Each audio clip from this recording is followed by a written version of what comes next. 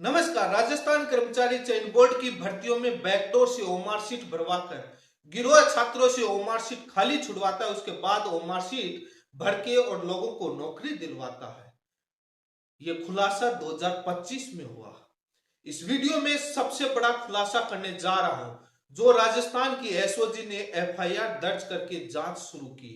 उस एफआईआर में कितना बड़ा खुलासा हुआ है, राजस्थान कर्मचारी चयन बोर्ड के ही कर्मचारी लिप्त हैं और किस प्रकार से कितनी भर्तियों का मामला सामने आया है। राजस्थान कर्मचारी चयन बोर्ड कमेटी गठित करता है और उस मामले को दबा लेता है और कुंडली मारकर बैठ जाता है और लोगों को नौकरी दे देता है, ज्वाइनिंग दे देता है। क्या राजस्थान कर्मचारी चयन बोर्ड के उस समय के अध्यक्ष रहे, सचिव रहे, कर्मचारियों से और सदस्यों से पूछताछ की जाएगी, जांच की जाएगी कि आपने मामले को क्यों दबाया? जांच कहां तक बढ़ी? राजस्थान कर्मचारी चयन बोर्ड की 2018 और 2021 की भर्तियों का फर्जीवाड़े का खुलासा 2025 में हो रहा है। कितनी बड़ी हैरान करने वाली बात है। एफआईआर में एक सबसे बड़ी लाइन लिखी गई है जिसमें यह लिखा हुआ है कि कंप्यूटर में वास्तविक डेटा से छेड़छाड़ कर प्राप्तांकों को बढ़ाकर, इसका मतलब ओमार सीट ना भी बदली जाए तो डायरेक्ट भी मार्क्स बढ़ाए जा सकते हैं। ये एफआईआर में सबसे बड़ी लाइन है और इसको बहुत बड़ा एक गहन चिंतन और जांच का विषय बना हुआ है। और बहुत सबसे बड़ा सवाल है कि यदि ओमार सीट ना भी बदले, खाली भी ना छोड़े, तो डायरेक्ट एलडीसी और कर्मचारी मार्क्स बढ़ा सकते हैं।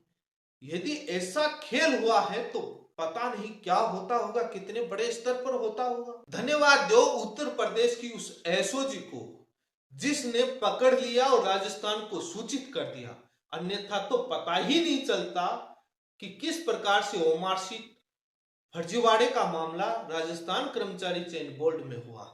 ये तो धन्यवाद दो उस उत्तर प्रदेश की एसओजी पुलिस को जिसने पकड़ लिया और राजस्थान को सूचित कर दिया और 2018 की भर्तियों का मामला 2025 में खुलासा हो रहा है। विकसित भारत, डिजिटल इंडिया, विकास हो रहा है, फास्ट इन्वेस्टिगेशन हो रहा है। देखिए कितना इन्वेस्टिगेशन फास्ट है।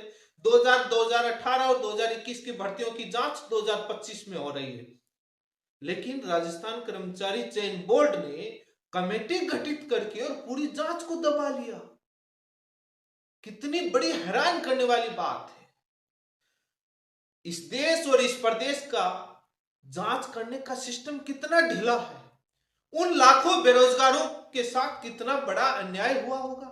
उन छात्रों के साथ कितना बड़ा अन्याय हुआ होगा जो पॉइंट या 1 या 2 मार्क्स से नौकरी से रह गए होंगे। ये तो इतना ही सामने आया, और तो कितने गिरोह होंगे पता ही नहीं। आज इस वीडियो में इस पर सबसे बड़ा खुलासा करने जा रहा हूं और एसओजी की एफआईआर दिखाऊंगा कि किस किस के नाम और कौन सी भर्तियों के नाम सामने आए हैं, किस प्रकार से फर्जीवाड़ा हुआ। राजस्थान कर्मचारी चयन बोर्ड के वर्तमान अध्यक्ष ने इस पर अपनी प्रतिक्रिया दी। उस प्रतिक्रिया पर भी मैं कुछ सवाल करना चाहूंगा। क्या ओमार सीट बढ़ाकर ही मार्क्स बढ़ाए गए या बाद में दूसरा भी तरीका बढ़ाया गया?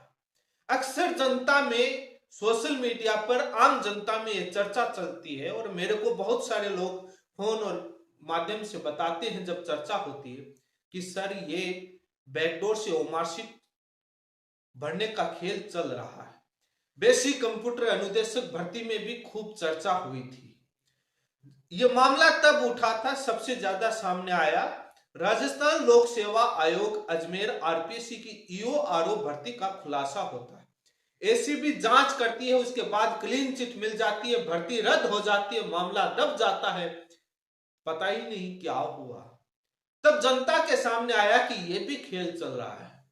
यह पब्लिक में बहुत बड़े स्तर पर सामने आया, लेकिन जनता में सुगबुगाहट तो बहुत पहले से थी, क्योंकि ये गिरोह तो सक्रिय हो जाता है तब जनता में पता तो आ जाता है। लेकिन एग्जाम कराने वाली एजेंसियां अपने मीडिया और तमाम माध्यम से सफाई देती रही और अपनी बातों पर कायम रही कि हमारी सब कुछ पारदर्शिता से हो रहा है। यदि आप मेरे चैनल पर पहली बार जुड़े हैं तो चैनल को सब्सक्राइब करें ताकि लेटेस्ट जानकारी आपको मिलती रहे। वीडियो को लाइक करो, ऐसे नहीं निकल, और उधर सब्सक्राइब करो, शेयर जरूर करें। ये सबसे बड़ा खुलासा है। राजस्थान कर्मचारी चयन बोर्ड की लैब असिस्टेंट भर्ती 2018 में 27 छात्रों ने मार्कशीट और अंक बढ़ाकर के फर्जीवाड़ा करके नौकरी मिल गई। उस एफआईआर में राजस्थान की एसओजी ने 27 जनवरी 2025 को एफआईआर दर्ज करके इस मामले में अनुसंधान जारी किया और उसमें 27 जनों के नाम भी बताए। कई भर्तियों का मामला इसमें सामने आया, जिसमें सबसे बड़ा मामला सामने है राजस्थान कर्मचारी चयन बोर्ड की लैब असिस्टेंट भर्ती 2018, महिला सुपरवाइजर भर्ती 2018, एग्रीकल्चर सुपरवाइजर भर्ती और इसी के साथ रीट 2021 का सेकंड ग्रेड भर्ती 2022, कांस्टेबल भर्ती 2022, सीएचओ भर्ती 2022। ये खेल राजस्थान कर्मचारी चयन बोर्ड में राजस्थान पुलिस का एक कांस्टेबल सरकारी कर्मचारी जो बोर्ड में सुरक्षा गार्ड लगा हुआ है वो खेल करता है। क्या ये सुरक्षा गार्ड इतना बड़ा खेल करता है? राजस्थान कर्मचारी चयन बोर्ड के उस समय के अध्यक्ष और सदस्य और सचिवों को मालूम नहीं था कि क्या खेल हो रहा है, या अंदर से मिली भगत गार्ड के माध्यम से ये खेल रचा जा रहा था? पता नहीं, जांच का विषय ये तो एसओजी जांच करेगी तब पता चलेगा। लेकिन हर भर्ती के समय ये खूब चर्चाएं चलती है। जब ईओआरओ का मामला चला तब ओमार सीट में एक 5वें विकल्प का मामला सामने आया, तब आरोप लगे कि पूरी की पूरी ओमार सीट बदल दे। तो जब फर्जीवाड़ा ही करना हो तो ओमार सीट भी तो बदली जा सकती है। जनता को इसलिए पता लग जाता है कि उस एरिया उस आदमी को जानते हैं, पता होता है कि वो क्या पढ़ाई करता है, क्या कर रहा था और इतनी हाई मेरिट में उसका कैसे सिलेक्शन हो गया, तो संदेह के दायरे में तो अपने आप ही बढ़ जाता है। राजस्थान की एसआई भर्ती नहीं, वनपाल वनरक्षक भर्ती का भी पेपर लीक हुआ है। गिरोह सेम ही था एसआई वाला। फायरमैन भर्ती में भी हुआ है, उन्हीं लोगों के रिश्तेदार लगे हैं। बड़ी हैरान करने वाली बात है, लेकिन जांच नहीं है वनपाल और फायरमैन की। राजस्थान कर्मचारी चयन बोर्ड के वर्तमान अध्यक्ष ने प्रतिक्रिया भी दी जब यह मामला उठाया और सोशल मीडिया पर चर्चा हुई। उस पर भी मैं चर्चा करूंगा, लेकिन सबसे पहले एफआईआर पर चर्चा कर लेते हैं। उसके बाद राजस्थान कर्मचारी चयन बोर्ड के अध्यक्ष की वर्तमान अध्यक्ष की प्रतिक्रिया पर भी चर्चा कर लेता हूं। किस प्रकार से कौन सी कंपनी ओमार सीट स्कैन करने में फर्जीवाड़ा होता है। राजस्थान कर्मचारी चयन बोर्ड में सुरक्षा गार्ड लगता है जो राजस्थान पुलिस का बेल्ट नंबर 9727 अनिल चौधरी करके, वो ओमार सीट स्कैनिंग के करने वाली एक private company Raghav limited company कर्मचारियों से मिली भगत करके ओमार सीट खाली छुड़वा करके छात्रों से और नौकरी दिलवाता है। महिला सुपरवाइजर भर्ती 2018, एग्रीकल्चर सुपरवाइजर भर्ती और लैब असिस्टेंट भर्ती 2018 में ओमार सीट का, ये आपकी एफआईआर आपके स्क्रीन पर चल रही है, आप स्वयं पढ़ते जाइएगा। ये अनिल चौधरी अपनी पत्नी मीरा को 292 में से 270 नंबर दिलवाता है और अपनी साली मीना को और मित्र की पत्नी वीरू को 225 नंबर दिलाता है 292, मित्र कृष्ण कुमार को 280 292 में, सुरेंद्र चौधरी को 270 में से 292, ये मित्र है उसके लोकेश चौधरी, और ऐसे करके कई लोगों को ये नौकरी दिलाता है और मेरिट में आते हैं और स्थान पा लेते हैं। कुछ समय बाद राघव लिमिटेड कंपनी के कर्मचारी लखनऊ यूपी में खाली ओमार सीट के बदले में 62 लाख रुपए लेते हुए उत्तर प्रदेश की एसओजी उनको गिरफ्तार करती है। तब जांच करती है तब उनके मोबाइल में व्हाट्सएप चेकिंग पाई जाती है, व्हाट्सएप चैटिंग पाई जाती है और मैसेज पाए जाते हैं जिसमें खुलासा होता है, जिसमें कर्मचारियों के उसमें सारा रिकॉर्ड मिलता है। और बोर्ड अध्यक्ष उस समय के राजस्थान कर्मचारी चयन बोर्ड के उस समय के अध्यक्ष बीएल जाटावत ने अनदेखा करके उन छात्रों को भर्ती को कंप्लीट कर देते हैं, ज्वाइनिंग दे देते हैं। क्या इनसे जांच और पूछताछ की जाएगी और गिरफ्तार किया जाएगा? जेईएन भर्ती 2021 में फर्जीवाड़ा करके ऐसे ही कई लोगों को मेरिट में दिलाया जाता है। कृष्ण कुमार चौधरी जेईएन पीडब्ल्यूडी जो 2021 की भर्ती में प्रथम स्थान प्राप्त कर लेता है और यही कृष्ण कुमार आपका पहले की भर्तियों में 292 में से 280 नंबर प्राप्त करता है लेब असिस्टेंट में। रीट 2021, सेकंड ग्रेड भर्ती 2022, कांस्टेबल भर्ती 2022, सीएचओ भर्ती 2022 में भी इस प्रकार के फर्जीवाड़ा करके कई लोगों को नौकरियां दिलवाई हैं। एसओजी ने इसमें जांच शुरू की तो जांच की तो यूपी की एफआईआर और बोर्ड से कुछ दस्तावेज लिए, उसके बाद जांच करी।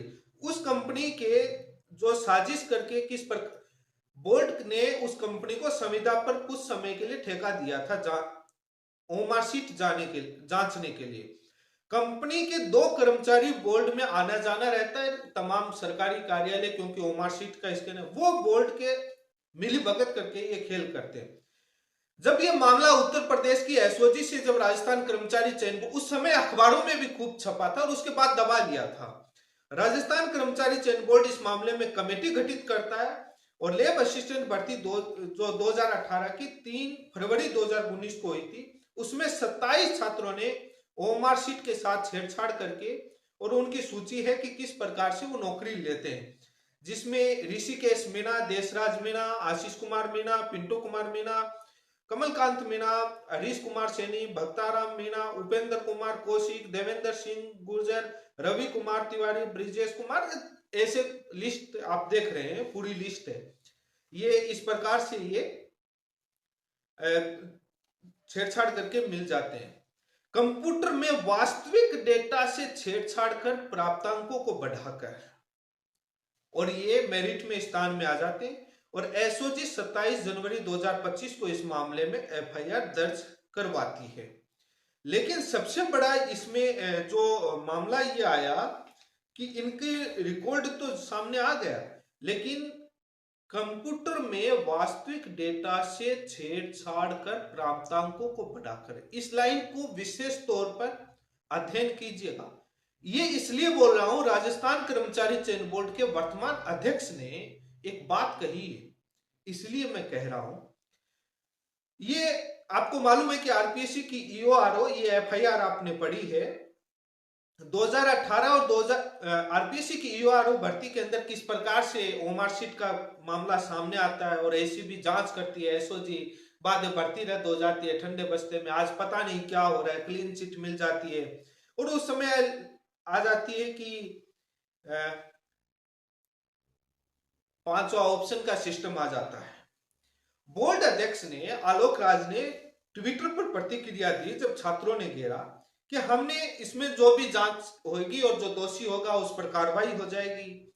हमने जांच एजेंसी बदल दी, कड़ी सुरक्षा और बहुत सारी हमने नियम बदल करके सुरक्षा बढ़ा दी, 5वां ऑप्शन लागू कर दिया। जब ये एफआईआर में ये चीज मेंशन है कि कंप्यूटर में वास्तविक डेटा से छेड़छाड़ कर प्राप्तांकों को बढ़ाकर, इसका मतलब ओमारशीट यदि खाली भी ना छोड़े तो कंप्यूटर जो भी डेटा ओमारशीट स्कैन होने के बाद जो डेटा आता है, उस डेटा में डायरेक्ट भी नंबर बढ़ सकते हैं। तो ओमारशीट खाली छोड़ने का भी तो कोई औचित्य नहीं रहता। जहां तक मैं इस एफआईआर को पढ़ा और इस लाइन पर विशेष तौर पर जब मैं ध्यान दे रहा हूं, तो बड़ी हैरान करने वाली मेरी समझ से बाहर है कि ओमारशीट खाली छोड़कर ही नहीं, यदि उस एजेंसी या कर्मचारी, कंपनी के या परीक्षा कराने वाली एजेंसी के कर्मचारी डायरेक्ट भी नंबर बढ़ा सकते हैं। कंप्यूटर में स्कैन होकर के जो डेटा आता है रिजल्ट, उसमें डायरेक्ट एंट्री करके नंबर बढ़ा सकते हैं, क्योंकि इसमें लिखा है कंप्यूटर में वास्तविक डेटा से छेड़छाड़ कर। वास्तविक डेटा से छेड़छाड़ क्या कहना चाह रहा है? ओमारशीट स्कैनिंग से तो कंप्यूटर में वास्तविक डेटा से छेड़छाड़ नहीं हुआ, वो तो ओमारशीट से छेड़छाड़ हुआ। कंप्यूटर में वास्तविक डेटा मतलब ओमारशीट चेक करी, 20 नंबर आए, उसको डायरेक्ट 270 कर दिए क्योंकि पीडीएफ में आती है। इसका मतलब राजस्थान कर्मचारी चयन बोर्ड की इस विषय पर भी जांच होनी चाहिए, पुरानी ओमारशीट को पब्लिक डोमेन में डालना चाहिए। कौन सी गोपनीयता भंग होती है?